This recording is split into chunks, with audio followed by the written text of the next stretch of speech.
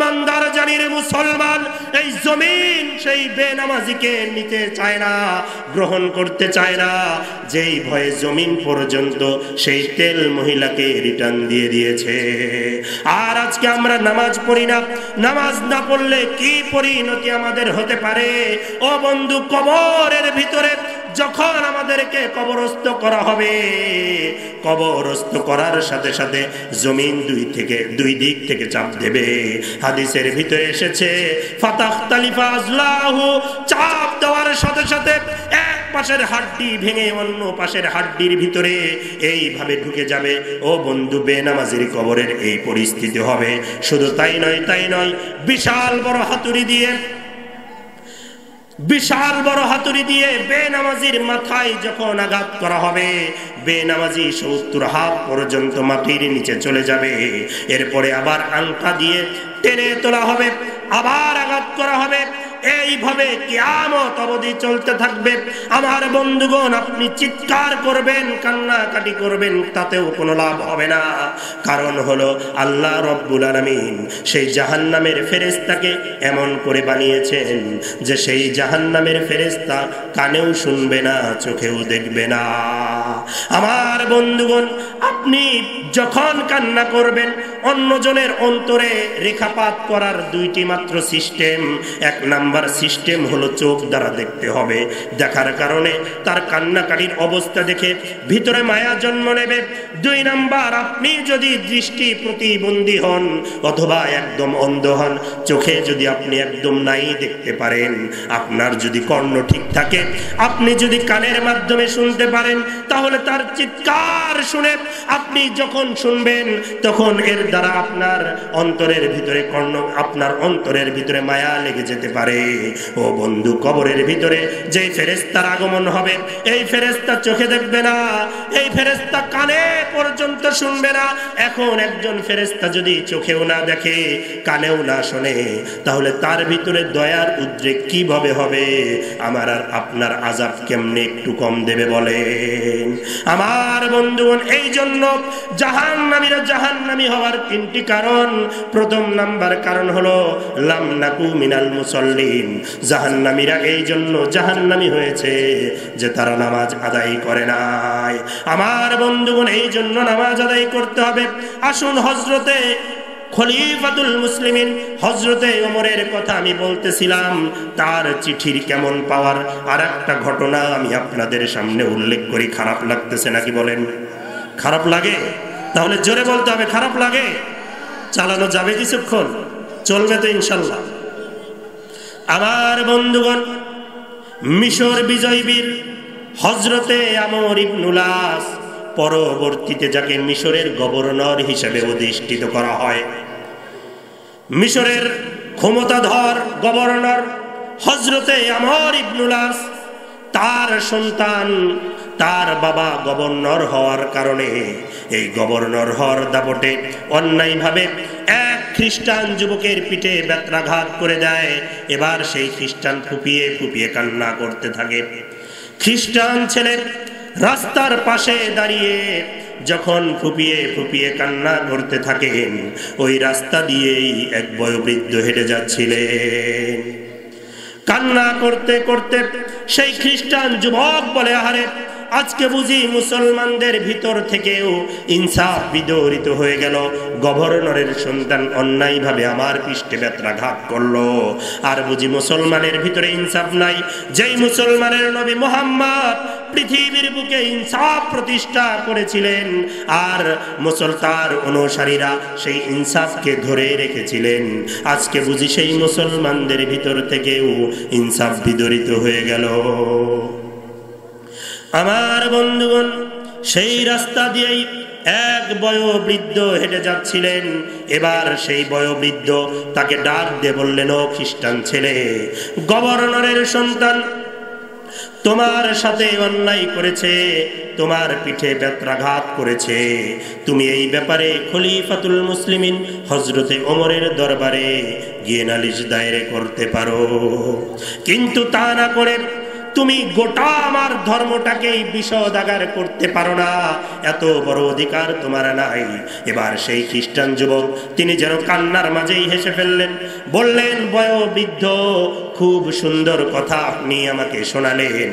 আমি গভর্নরের বিরুদ্ধে খলিফাতুল মুসলিমিন হযরতে ওমরের দরবারে গিয়ে বলি যে আপনার গভর্নরের সন্তান অন্যায়ভাবে আমার পিঠে ব্যত্রাঘাত করেছে, এখন তো পিঠের উপর দিয়েই চলে গেছে, খলিফার দরবারে গিয়ে না বললে না জানি আমার কল্লাই উড়ে যায়। এবার সেই বয়োবৃদ্ধ বললেন, শোনো ছেলে, তুমি যদি খলিফার দরবারে গিয়ে গভর্নরের সন্তানের বিরুদ্ধে নালিশ দায়ের না করো, তাহলে আমার ধর্মটাকে বিষদাগার করার কারণে আমি তোমার বিরুদ্ধে নালিশ দায়ের করব। একটু কি বিপদে পড়ছে কি পড়ে নাই? একটু পড়ছে কি পড়ে নাই? আমার বন্ধুগণ, এবার সেই খ্রিস্টান যুবক এক প্রকার বাধ্য হয়ে দীর্ঘ পথ পাড়ি দিয়ে তিনি মিশর থেকে মদিনায় চলে গেলেন। এবার তিনি মদিনাতে গিয়ে খলিফাতুল মুসলিমিন হযরতে ওমরের সামনে দাঁড়ালেন, বললেন, খলিফাতুল মুসলিমিন ওমর, আপনার গভর্নরের সন্তান অন্যায়ভাবে আমার পিঠে ব্যত্রাঘাত করেছে। ও খলিফাতুল মুসলিমিন, আমি দীর্ঘ পথ পাড়ি দিয়ে আপনার দরবারে এসেছি, আমি আপনার দরবারে সঠিক বিচারের প্রত্যাশী। খলিফাতুল মুসলিমিন, আপনি আমার বিচার দেবেন। এবার খলিফাতুল মুসলিমিন হযরতে ওমর বললেন, শোনো ছেলে, তুমি কোথাও ভুল করছো না তো? কারণ হলো গভর্নর তিনি তো অত্যন্ত ভালো মানুষ, আমর ইবনুল আস তিনি তো অত্যন্ত ভালো মানুষ। এবার খলিফাতুল মুসলিমিন হযরতে ওমর এই কথা বলার সঙ্গে সঙ্গে যুবক বলল, খলিফাতুল মুসলিমিন, আমি বিধর্মী হতে পারি, তবে এই কথা খুব ভালো করেই জানি যে আপনার সামনে এসে মিথ্যা কথা বলে কল্লা সাথে নিয়ে চলে যাবে এমন সাহস আপনার রাজ্যে কারো নাই। এবার খলিফাতুল মুসলিমিন হযরতে ওমর বললেন, শোনো ছেলে, তুমি আমার রাষ্ট্রীয় মেহমানখানায় অবস্থান করো, আমার রাষ্ট্র তোমার মেহমানদারির দায়ভার গ্রহণ করবে। বলেই তিনি তৎক্ষণাৎ চিঠি লিখলেন মিশরের গভর্নর আমর ইবনুল আসের নিকটে। লিখলেন, আমর ইবনুল আস, আমার চিঠি আপনার হাতে পৌঁছার সাথে সাথে আপনি আপনার সন্তানকে নিয়ে চটজলদি আমার দরবারে চলে আসবেন। আমার বন্ধুগণ, মিশরের গভর্নর আমর ইবনুল আস খলিফাতুল মুসলিমিন হযরতে ওমরের চিঠি, তার চিঠি হাতে পাওয়ার পরে আর কি বসে থাকার সুযোগ আছে নাকি? আমার বন্ধুগণ, তিনি তার সন্তানকে নিয়ে চটজলদি খলিফার দরবারে চলে আসলেন। এবার খলিফাতুল মুসলিমিন হযরতে ওমর বাদীর কাঠগড়ায় সেই খ্রিস্টান যুবককে দাঁড় করায় দিলেন। আসামির কাঠগড়ায় মিশরের প্রতাপশালী প্রচন্ড শক্তিশালী গভর্নর আর তার সন্তান দাঁড়ানো, বাদীর কাঠগড়ায় খ্রিস্টান যুবক দাঁড়ানো। দীর্ঘক্ষণ পর্যন্ত শুনানি হলো। শেষ পর্যন্ত যখন সেই খ্রিস্টান যুবকের পক্ষে ফয়সালা চলে গেল, তখন খলিফাতুল মুসলিমিন হযরতে ওমর তার পার্সোনাল বেদখানা তিনি বের করলেন। বেদ বের করে সেই খ্রিস্টান যুবকের হাতে দিয়ে বললেন, শোনো ছেলে, গভর্নরের সন্তান তোমার পিঠে যতগুলো ব্যত্রাঘাত যতটুকু জোরে চালিয়েছিল, তুমিও গভর্নরের সন্তানের পিঠে ততগুলো ব্যত্রাঘাত ততটুকুই জোরে বসায় দাও। খ্রিস্টান যুবক ব্যাটখানা হাতের ভিতরে নিয়ে একবার সামনের দিকে আগান, আবার পিছনের দিকে চলে যান। কারণ হলো, আহারে, অর্ধ পৃথিবীর শাসক হলেন খলিফাতুল মুসলিমিন হযরতে ওমর। সেই ওমরের সামনে, তার গভর্নরের সামনে, গভর্নরের সন্তানের পিঠে খ্রিস্টান যুবক হয়ে ব্যত্রাঘাত করতে হবে, তার অন্তরাত্মা কেঁপে উঠল। এবার খলিফাতুল মুসলিমিন হযরত ওমর তিনি চিৎকার করে উঠলেন, ও খ্রিস্টান যুবক, তোমাকে আমি কি নির্দেশ করলাম? তুমি যদি আমার নির্দেশ পালনে ব্যত্যয় ঘটাও, তাহলে এই বেত আমি তোমার পিঠে চালাতেও সামান্য কুণ্ঠাবোধ করব না। আমার বন্ধুগণ, এবার সেই খ্রিস্টান যুবক ব্যাটখানা হাতের ভিতরে নিয়ে সামনের দিকে অগ্রসর হলেন। এরপরে অর্ধ পৃথিবীর শাসক খলিফাতুল মুসলিমিনের সামনে মিশরের প্রতাপশালী প্রচন্ড শক্তিশালী গভর্নর আমর ইবনুল আসের সামনে তার সন্তানের পিঠে তাকে যতগুলো ব্যত্রাঘাত করা হয়েছিল গুনে গুনে ঠিক ততগুলোই ব্যত্রাঘাত বসিয়ে দিলে। প্রিয় সম্মানিত উপস্থিতি, বলুন এই রকম ওমর যদি আজকে থাকতো তাহলে ঢাকা শহরে গিয়ে দেখেন রাস্তায় কত মানুষ রাত কাটায়। আজকে আমার আর আপনার কি পরিস্থিতি, আজকে সমাজের কি পরিস্থিতি, দেশের কি পরিস্থিতি। মানুষজন খাবার পায় না, খাবারের অভাবে, বিচারের অভাবে ধর্ষিত মেয়েকে বুকে জড়িয়ে বাবা ট্রেনের নিচে ঝাঁপ দিয়ে আত্মহত্যার পথ বেছে নেয়।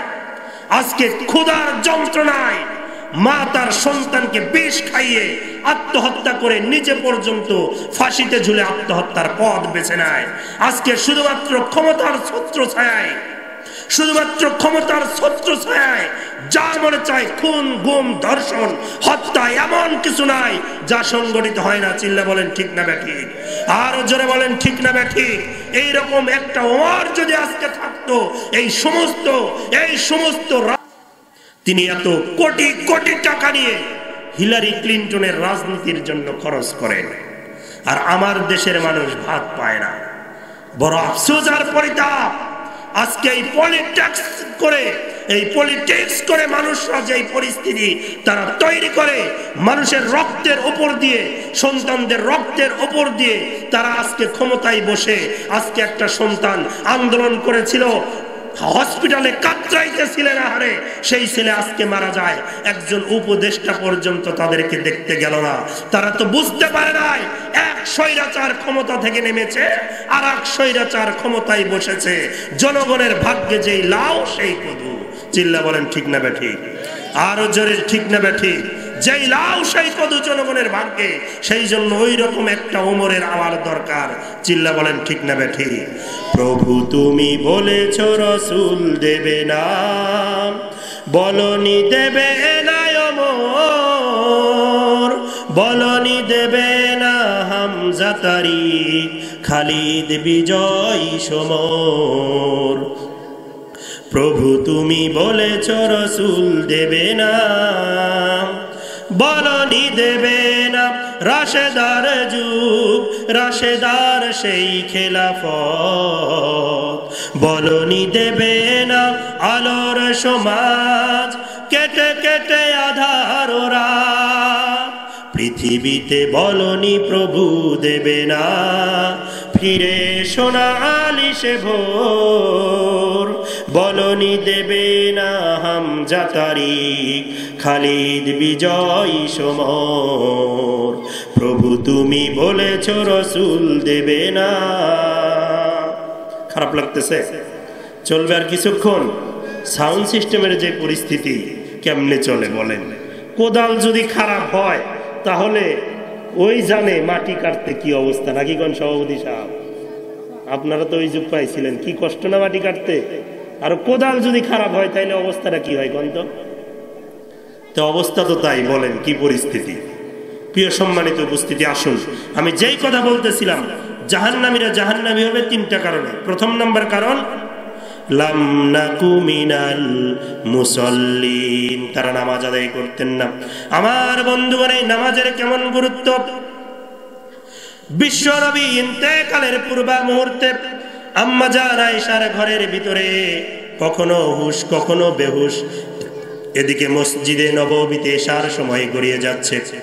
সাহাবারা দীর্ঘক্ষণ পর্যন্ত অপেক্ষা করে হযরতে আবু বকরের ইমামতিতে নামাজের মধ্যে দাঁড়িয়ে গেলেন। আজকে নামাজে দাঁড়িয়ে আহারে সাহাবারা সবাই কাঁপতে লাগলেন। আহারে, যেই নবীজির জীবদ্দশায় তার যাই নামাজে অন্য কেউ দাঁড়ায় না, আজকে সেই জায়গায় হযরতে আবু বকর দাঁড়িয়ে গেলেন। না জানি আজীবনের জন্য বিশ্ব নবীর ইমামতি থেকে মাহরুম হয়ে গেলাম। আমার বন্ধুগণ, নবীজির হুঁশ ফিরে আসলো। নবীজি বললেন, আয়েশা এখন কোন সময়? আয়েশা বললেন, ইয়া রাসূলুল্লাহ, সাহাবারা দীর্ঘক্ষণ পর্যন্ত আপনার জন্য অপেক্ষা করে আমার বাবার ইমামতিতে মসজিদে নববীতে ইশার নামাজে দাঁড়িয়ে গেছে। এবার নবীজি বললেন, আয়েশা আমার মাথাখানা একটু উঁচু করে ধরো। আম্মাজান আয়েশা বিশ্ব নবীর মাথাখানা উঁচু করে ধরলেন। নবীজি আম্মাজান আয়েশার কাঁধের উপর দিয়ে ভর দিয়ে মসজিদে নববীতে নামাজের দৃশ্যখানা তিনি দেখলেন। চোখের কোণ বেয়ে জল তার গড়িয়ে পড়ল। আম্মাজান আয়েশা বললেন, ইয়া রাসূলুল্লাহ, আপনার চোখের মধ্যে পানি কেন দেখা যায়? এবার নবীজি বললেন, আয়েশা রে, আজকে আমার এই চোখের পানি এটা কোনো বেদনার অশ্রু নয় রে আয়েশা। ও আয়েশা, এই দিনকে প্রতিষ্ঠিত করার জন্য, এই নামাজকে কায়েম করার জন্য আমার সাহাবারা কত কষ্ট করেছেন। মা বাবার বুককে খালি করে, সন্তানদেরকে ইয়াতিম করে, স্ত্রীদেরকে বিধবা করে নিজেদের জীবন পর্যন্ত বিলীন করে দিয়েছেন রে আয়েশা। ও আয়েশা, এই নামাজকে কায়েম করার জন্য উহুদের প্রান্তরে কত রক্ত ঝরাইলাম, উহুদের প্রান্তরে দ্বন্দ্ব শহীদ করলাম, তায়েফের ময়দানে রক্ত ঝরাইলাম রে আয়েশা। আজকে আমি যেন দেখতে পাচ্ছি ভবিষ্যতের প্রতিচ্ছবি আমার চোখের সামনে, যেন আমি দেখতে পাচ্ছি যে আমার ইন্তেকালের পরে আমার উম্মতেরা দাঁড়িয়ে দাঁড়িয়ে কিয়ামত অবধি এইভাবে নামাজ আদায় করবে। আমার বন্ধুগণ, বিশ্বনবী আবারও বেহুশ হয়ে গেলেন। আজকে সারা নামাজ আদায় করে সাহাবারা কেউ আর বাড়ির দিকে যাচ্ছেন না, সবাই মসজিদে নববীতে কান্না করছেন। এদিকে ঘরের ভিতরে আহলে বায়াত কাঁদেন। গভীর রাত, নবীজির আবার হুঁশ ফিরে আসলো। নবীজি লক্ষ্য করলেন মসজিদে নববীর ভিতরে সাহাবারা কান্না করছেন, আর ঘরের ভিতরে আহলে বায়াত সবাই কাঁদছেন।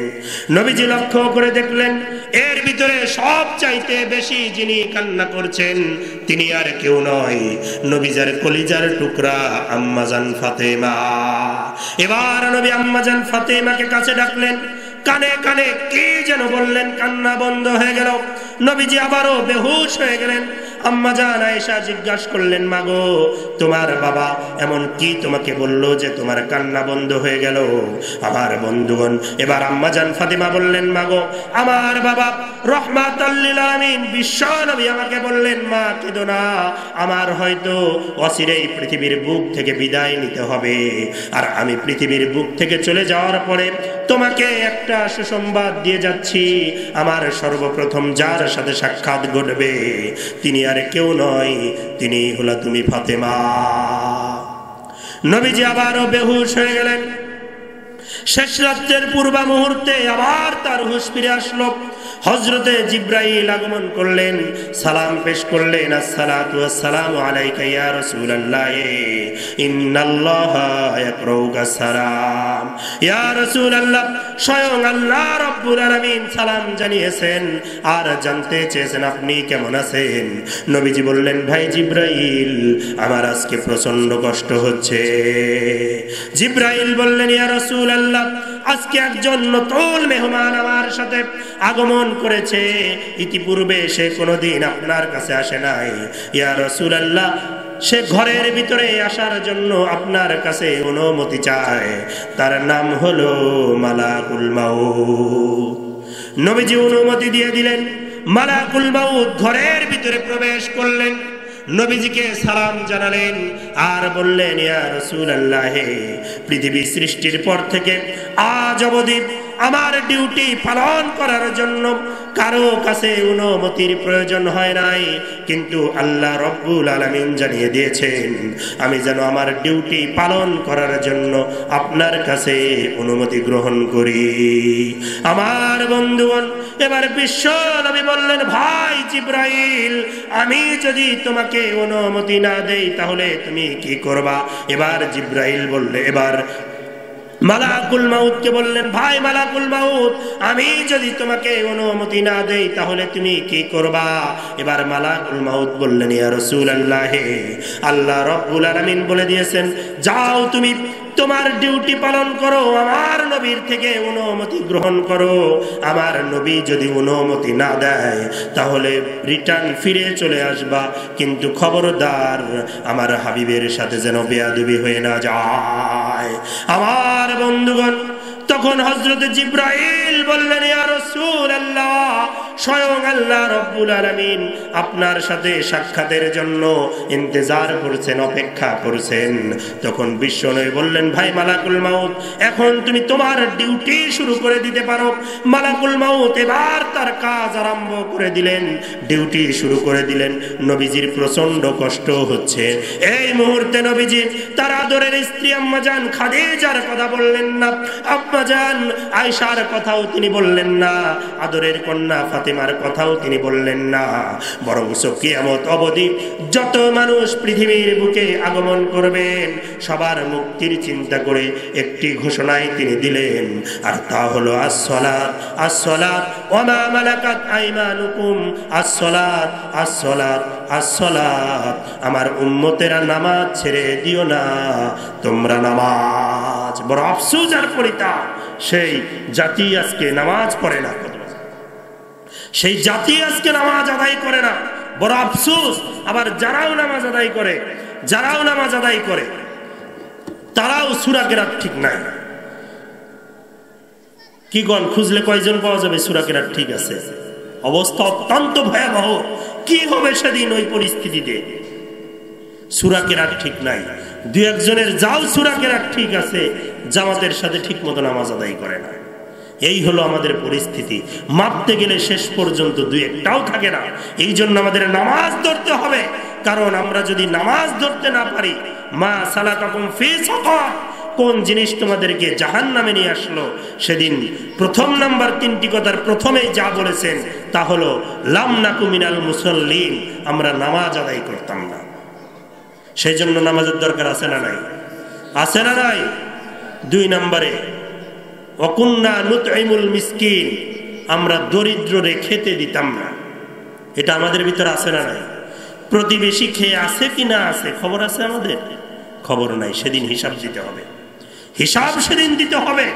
আপনি পেট পুরে খেয়ে ঘুমাচ্ছেন, আপনার পাশের বাড়িতে না খেয়ে আছে, খবর নাই। এই রকম যারা করবে না, কিয়ামতের ময়দানে তারা সেদিন জাহান্নামী হবে, আর আফসোস করে বলবে, আহা লাম নাকু মিনাল মুসাল্লিন ওয়া লাম নাকু নুতঈমুল মিসকিন, সেদিন যদি দরিদ্রদেরকে খেতে দিতাম তাহলে আজকে আমাদের এই পরিস্থিতি হতো না। তিন নাম্বার ওয়াকুন্না নাকুদু মাআল খায়দিন, আমরা সমালোচনাকারীদের সাথে সমালোচনা করতাম। মা বোনেরাও খেয়াল করে শুনবেন, আমরা কি সমালোচনা করি না? চাষটালে যদি বসি তাহলে কি অবস্থা, কি পরিস্থিতি আমাদের? এগুলো জাহান্নামে যাওয়ার লক্ষণ। রাত 10টা 11টা 12টা 1টা পর্যন্ত অন্যের সমালোচনা ছাড়া যেন আমাদের পেটের ভাত পর্যন্ত হজম হতে চায় না, আমাদের পেটের ভাত পর্যন্ত হজম হতে চায় না। এরকম আছে না নাই? আছে না নাই? এগুলো থেকে বেরিয়ে আসতে হবে। পারবো তো ইনশাল্লাহ? আসতে বলেন, আমি শেষ করে দেব। প্রিয় সম্মানিত উপস্থিতি, শুনুন, আমি এখন টুকরো টুকরো 2-3টা হাদিস আপনাদের সামনে বলবো, খেয়াল করে শুনবেন। এই হাদিসগুলো এই জন্যই বলবো যে এগুলো কাজ যদি আমরা না করি তাহলে জান্নাত আমাদের জন্য হারাম হয়ে যাবে। শোনার দরকার আছে না নাই? আপনি যতই নামাজ করেন, যতই হজ করেন, যতই যাকাত দেন, যদি এই বিষয়গুলো আপনার ভিতরে না থাকে তাহলে জান্নাত আপনার জন্য হারাম হয়ে যাবে। আসুন তাহলে শুনি সেগুলো কি। প্রথম নাম্বার قال النبي صلى الله عليه وسلم, নবীজি বলেছেন, মান কতা মিরাসাহু কতা আল্লাহু মিন আবদিহি, যেই ব্যক্তি তার মিরাজকে ফাঁকি দিল, আল্লাহ রব্বুল আলামিন বান্দার খাতা থেকে তার নাম কেটে দেবেন। এখন বলুন, মিরাজ চেনেন আপনারা? ওয়ারিসি সম্পত্তি চেনেন না? এটাকেই মিরাজ বলা হয়। মনে করেন আপনার 3টি সন্তান রয়েছে, বড় সন্তান বিদেশ যাবে, আপনি 5 বিঘা সম্পত্তির মালিক।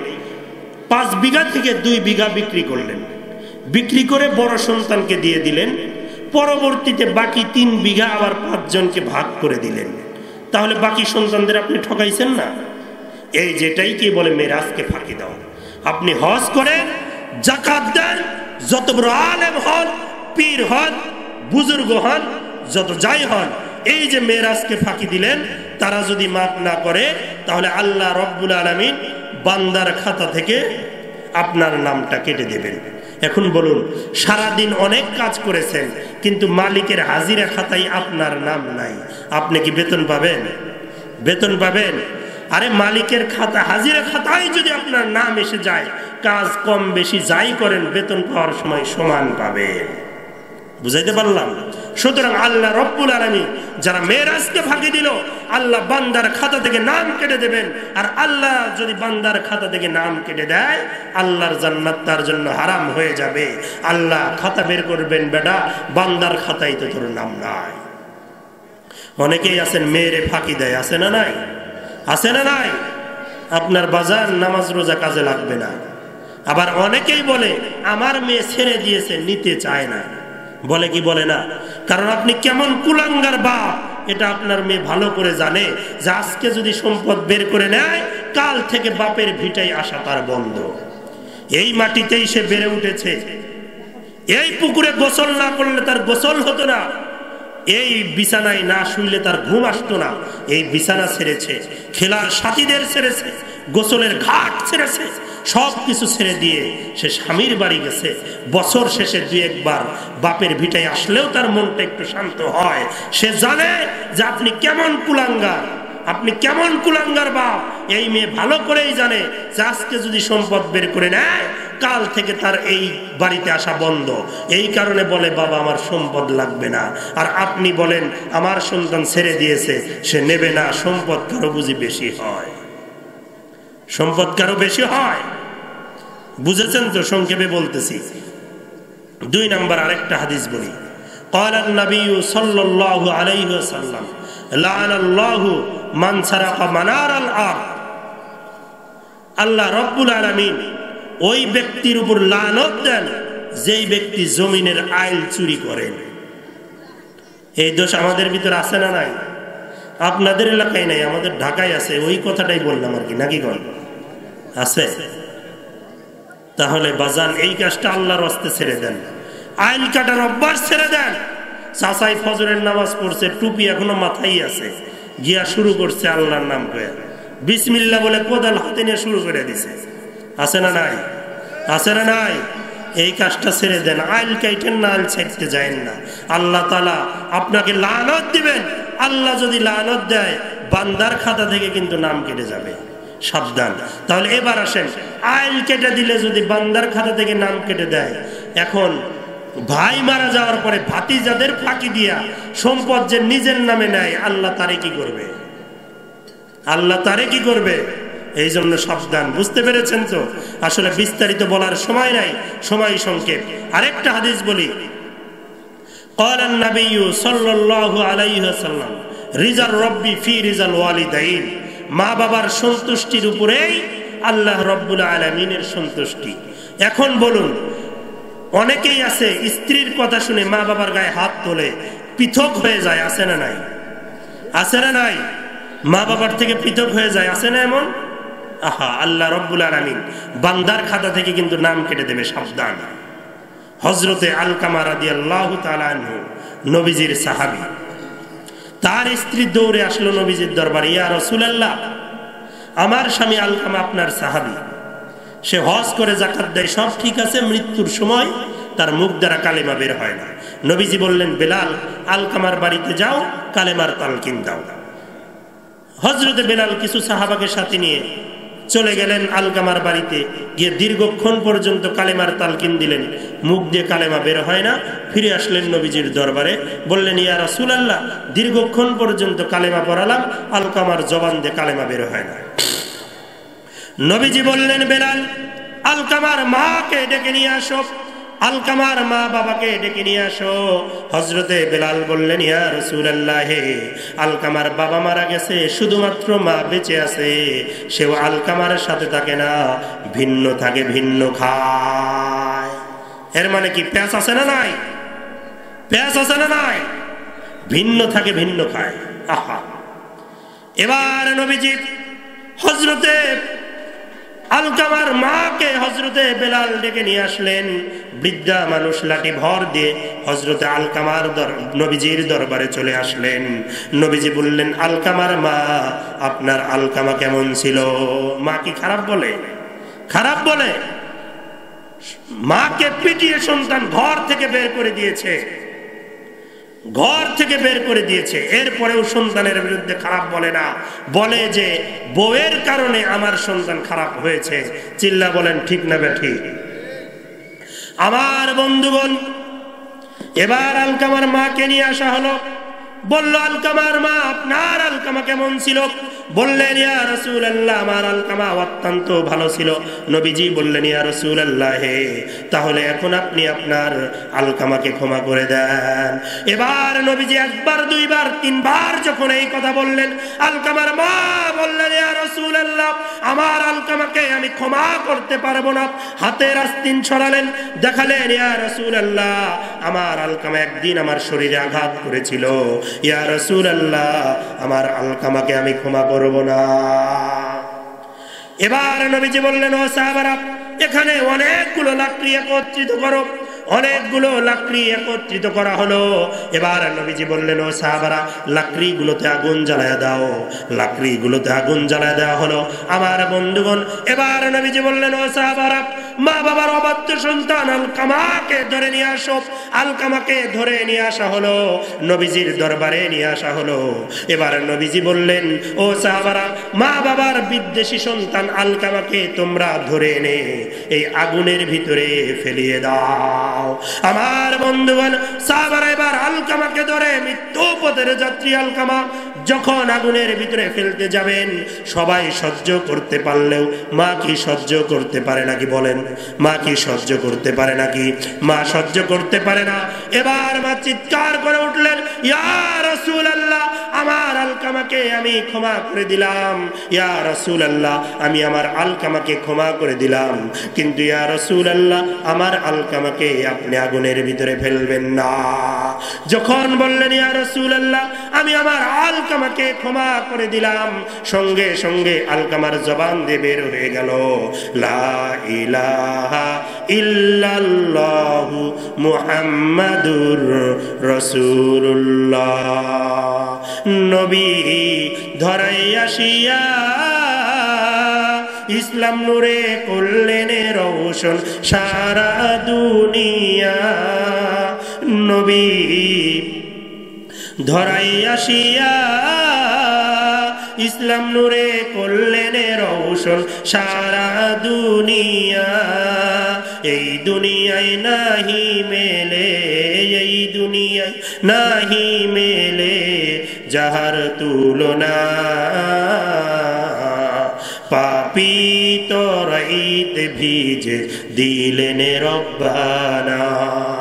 আমার বন্ধুগণ, তাহলে তিনটি হাদিস বললাম, মনে আছে? মনে আছে? প্রথম নাম্বার কি বলেছিলাম বলেন? আহা না, ওটা তো শুরুতে ছিল, দীর্ঘ আলোচনা ছিল।